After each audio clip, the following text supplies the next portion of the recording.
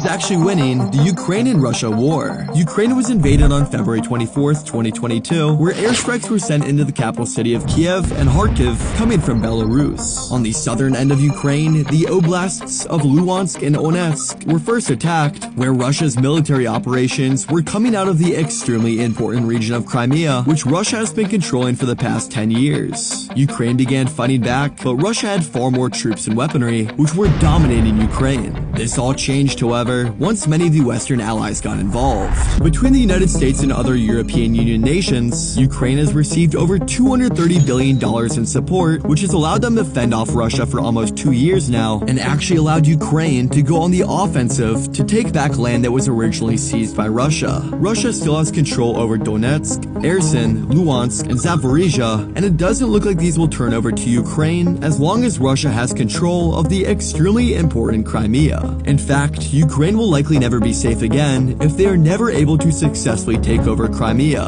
In the port city of Sevastopol, Russia has a massive naval military presence here, which has allowed them to dominate much of the Black Sea and Mediterranean. Crimea gives Russia direct access to these provinces in southern Ukraine, but the Ukrainian military has actually been trying to cut off this access. Ukraine has repeatedly sent airstrikes into the Kerch Bridge, which is an extremely important bridge for Russia, which allows them to keep shipping in military equipment to Crimea. Additionally, Ukraine has also damaged or destroyed at least 19 Russian naval ships and struck many military facilities on the peninsula with missiles, including Russian air bases and defense systems. This has driven out Russian naval ships from operating in the northern Black Sea. Ukraine is now insistent on regaining control of Crimea, which was once Ukrainian-controlled land, but unlike in much of 2022, their counterattacks in 2023 haven't been going as planned. Even Ukraine themselves has said that their counterattacks have been failing, as Russia has been able to plant a massive amount of minefields in southern and eastern Ukraine, which have been decimating Ukrainian troops. Additionally, Ukraine has many inexperienced fighters who just joined the military in recent months. Ukrainian President Volodymyr Zelensky has said that in order to win this war, NATO countries are going to need to provide new technologies, emphasizing the need for fighter aircrafts, drones, and electronic warfare equipment. $260 billion